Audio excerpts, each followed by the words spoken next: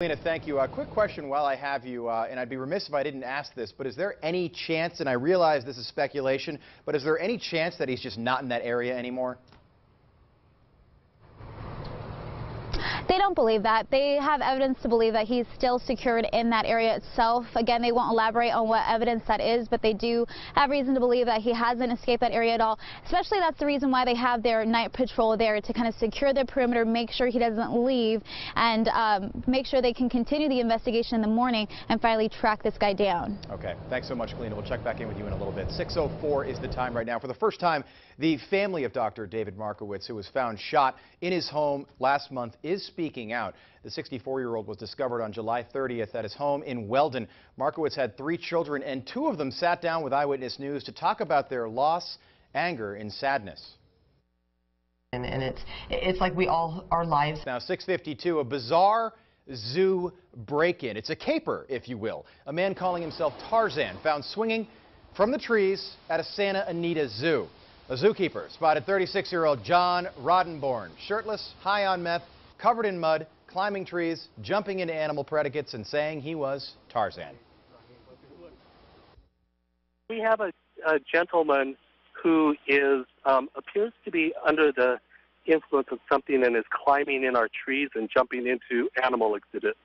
Oh, okay, wow. Hello, 911. Wait, what?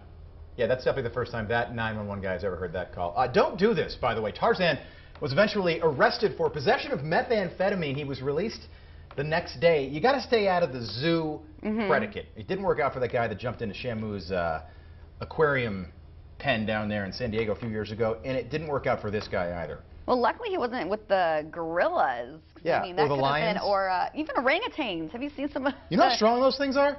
So strong. When I was a little kid, Yeah. Franklin Park Zoo, went there for my birthday. They say don't stare the male silverbacks in the eye because they see it as a sign of aggression. Aaron, we can bring you in on this. I'll stare you in the eye.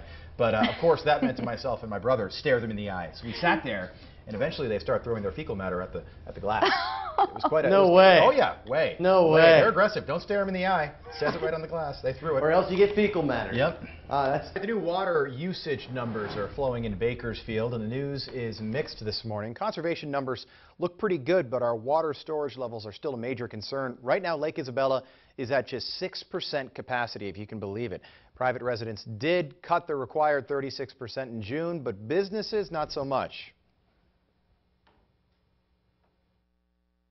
They're going to look at each individual month. They're going to want you to meet that 36%.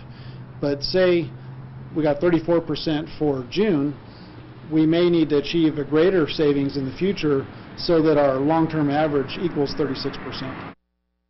Yeah, officials say the July numbers are expected to splash down within the next 10 days. Speaking of water, you never know what you're going to find submerged in it, do you? Especially at a Whole Foods market. Check this out right here. This has got everybody's attention right now. It's asparagus soaking in a jar of tap water, selling at the old Whole Foods in Los Angeles for $6. The grocery store chain pulled the product after it was posted on social media and ridiculed over the price.